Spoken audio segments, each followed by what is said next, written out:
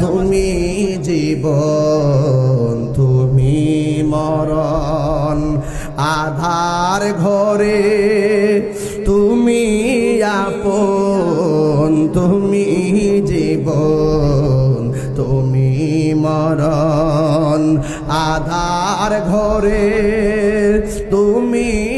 আপন তুমি মোদের পারের তরি তুমি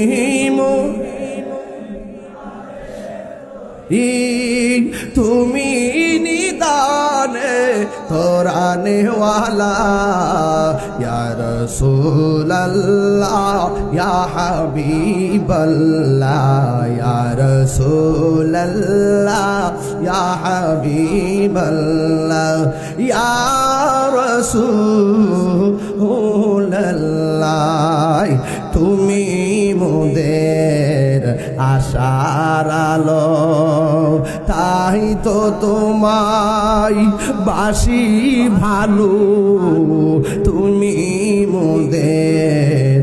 আশার আলো তাই তো তোমায়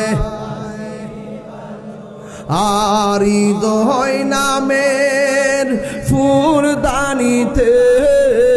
হৃদয় না গেতে রেখেছি প্রেমের মালা ইয়া রাসূলুল্লাহ ইয়া হাবিবাল্লাহ ইয়া রাসূলুল্লাহ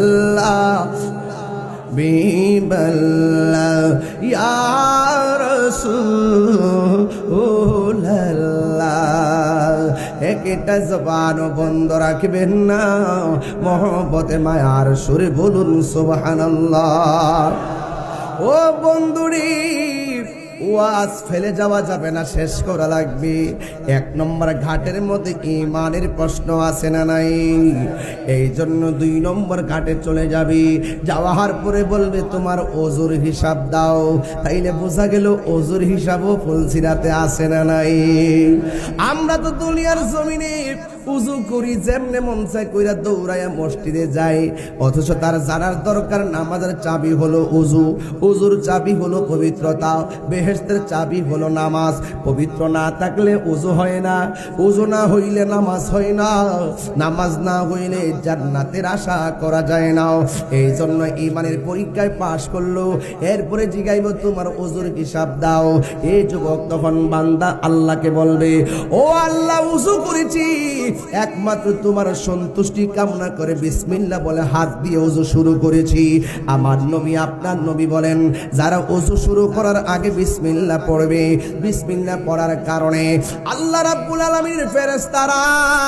বান্দার যতক্ষণ পর্যন্ত ওযু শেষ না হবে রে আমার আল্লাহর ফেরেশতারা বান্দার জন্য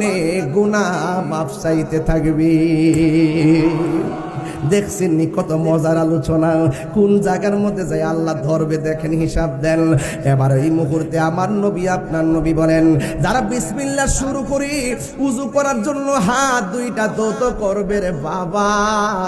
এই হাত দিয়া যত গুনাহ করেছে উযুর পানির সঙ্গে গুনাহগুলা মাটিতে ঝরে পড়ে যাবে এবার যখন উযু করতে যায় মুখের মধ্যে কুলির পানি দিবে ওই কুলির পানি দেওয়ার পর ঘর ঘর কইরা যখন কুলির পানিটা বাহিরে ফেলবে রে বাবা ওই কুলির পানির সঙ্গে মুখের গুনাহগুলো জোরে জোরে মাটিতে পড়ে যাবে আমার নবী শেষ পর্যন্ত হাদিসের শেষাংশ আমার নবী আপনার নবী বলেন ওযু শেষ করার পরে অল্প বডি থেকে লাস্টের ফোঁটাটা যে ঝরবে এই ফোঁটার সাথে তার অল বডির গুনাহ আমার আল্লাহ মাটির মধ্যে জড়াইয়া ফেলে দিবে এখানে নবী শেষ করে নাই আল্লাহর হাবিব বলেন ওযু কইরা যখন আসমানের দিকে তাকাইয়া কালিমায়ে শাহাদা পড়বে আল্লাহ রাব্বুল আলামিন তার জন্য 8টা জান্নাতের দরজা খুলে দিবে আর জোরে জোরে কন্না আল্লাহু আকবার এই জন্য উযু করার সময় বড় মহব্বত রাখবেন অনেক তারতিবের সাথে উযু করবেন উযু হলো একটা গুরুত্বপূর্ণ জিনিস রে বাবা হাসরের ময়দানে এই উযু করার অংশগুলো নূরে নূরে চমকাবে রে বাজি